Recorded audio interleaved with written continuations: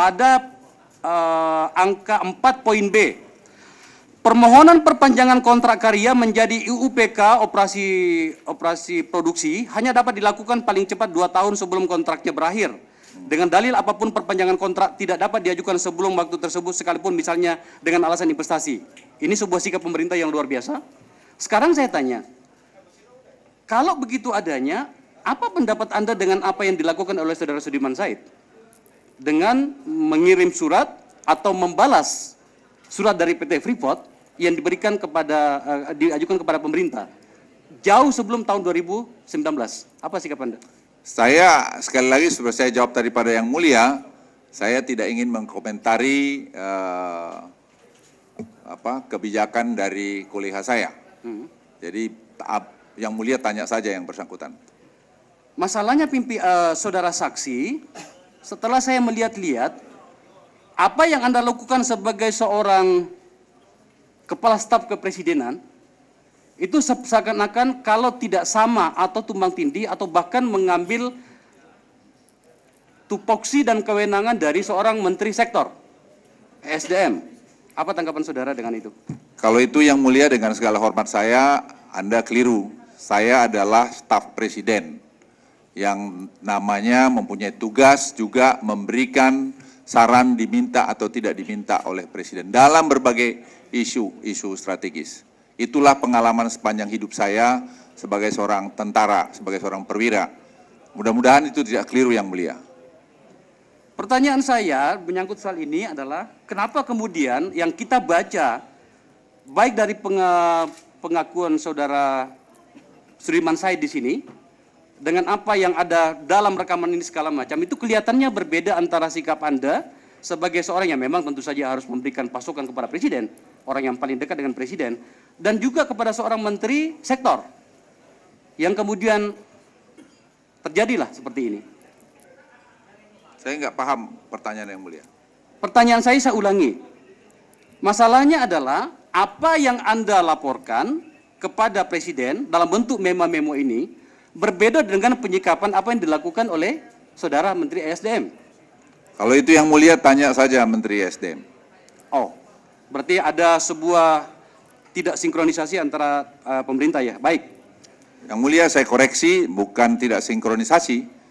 Bisa saja saran dari staf itu berbeda dengan keadaan di yang lapangan. Itu pengalaman saya berkali-kali terjadi.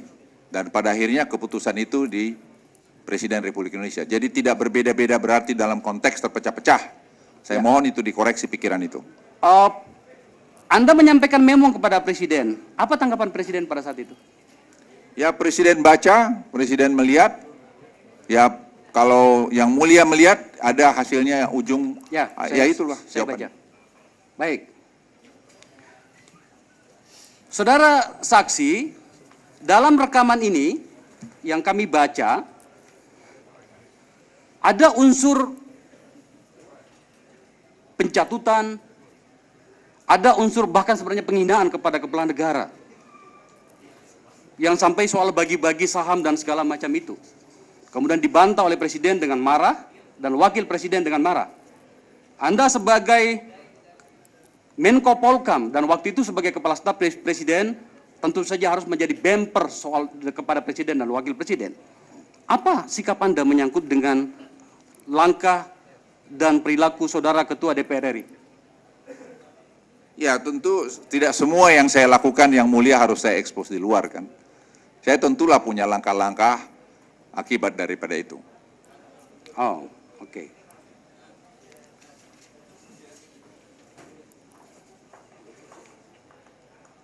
Terakhir saudara, setelah kasus ini meledak, apakah Anda sudah pernah dipanggil oleh Presiden untuk membicarakan soal ini, dan atau barangkali dibahas masalah ini dalam sebuah rapat ratas misalnya, atau rapat kabinet, baik termasuk dengan saudara Menteri ESDM soal ini? Dengan Presiden saya tadi malam berbicara panjang lebar banyak hal. Ya, salah satu ISIS, kedua masalah narkoba, yang ketiga menyangkut masalah pilkada, dan sebagainya, dan salah satu bagian itu menyangkut ini. Dan saya melaporkan apa yang akan saya sampaikan hari ini, dan seperti ini. Artinya sudah dilaporkan pada Presiden ya. Baik, saya rasa sudah selesai saya. Terima kasih Yang Mulia Akbar Faisal. Giliran berikut Yang Mulia Bapak Guntur Sasono. Waktu dipersilakan. Terima kasih pimpinan yang mulia, saudara-saudara yang mulia anggota MKD, dan yang saya hormati saksi. Terima kasih atas kehadiran saksi di forum ini. Minimal nanti dengan kehadiran saksi ini bisa memperjelas semua permasalahan kehidupan berbangsa dan bernegara ini. Saya paling senang, saudara saksi, untuk berpikir secara logika. Oleh karenanya saya juga mencoba ingin menyampaikan logika berpikir saya secara berurutan dan sesuai kepantasan. Yang pertama, saudara saksi diberikan amanah kepercayaan sebagai Menko Polhukam. Saya menyampaikan apresiasi dan ikut bangga. Yang kedua, saudara juga kenal baik, kenal lama dengan saudara SN, saudara RH, saudara MS, yang kebetulan juga purnawirawan dan junior saudara saksi, dan juga saudara James Bond, Jibob, yang kebetulan dia juga seorang mantan kapten tentara. Yang ketiga, juga saudara saksi disebut-sebut banyak di dalam percaturan Freeport ini. Yang terakhir, Bapak juga berada di pusaran pembuat kebijakan di pemerintahan ini. Sehingga inilah yang memungkinkan rakyat sangat menunggu klarifikasi dari saudara saksi. Saya berharap apa yang disampaikan saudara bisa memberikan kejernihan situasi ini. Ada beberapa hal yang ingin saya coba klarifikasi. Walaupun ini di dalam bentuk rekaman yang masih menunggu pembuktian, seperti kata-kata Pak MS, yang sahamnya itu juga maunya Pak Luhut. Itu jaminan garansi dari Freeport untuk saham itu. Seperti dulu yang dilakukan oleh Freeport kepada pengusaha. Saya tidak ingin menanyakan pendapat Pak Luhut terhadap ucapan MS ini. Namun apakah Pak Luhut sebagai saksi merasa atau tidak tercemarkan namanya dengan pernyataan seperti ini?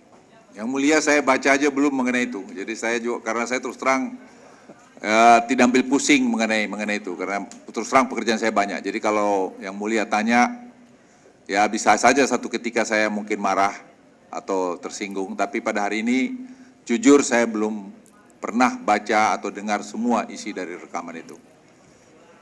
Terima kasih. Saya agak sedikit menyayangkan. Ini sudah beredar di masyarakat dan sudah banyak publik mengetahui. Saya harap dan saya berharap, saya pikir kapasitas Bapak untuk lebih bisa mendengarkan dengan ini dengan seksama. Karena ini sudah beredar di seluruh publik. Kemudian yang kedua, yang terhormat, saya hanya sharing perasaan saja. Saya dapat mengetahui betapa rasa harga diri Bapak dengan kondisi seperti ini menjadi marah-marah kemarin. Dan rakyat juga menilai setelah sebulan, Bapak dulu happy-happy, tapi sekarang Bapak menyampaikan pendapatnya dengan siaran pers seperti itu.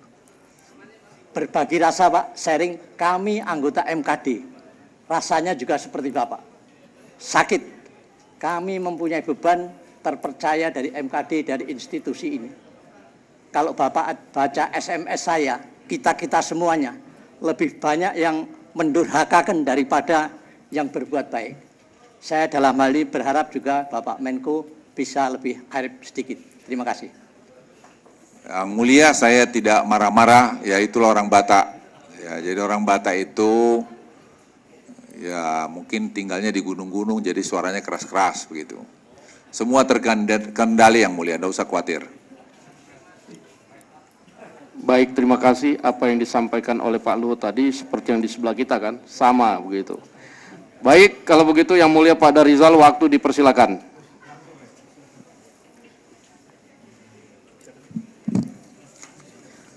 Terima kasih pimpinan sidang yang mulia dan rekan-rekan sekalian.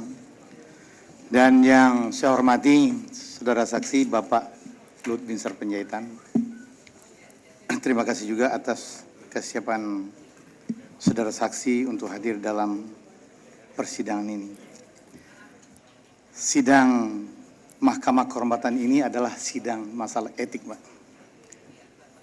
Jadi saya ingin fokus pada persoalan etik yang diduga atas laporan dari Saudara Sudirman Said terjadi satu pelanggaran oleh Ketua DPR Setia Novanto.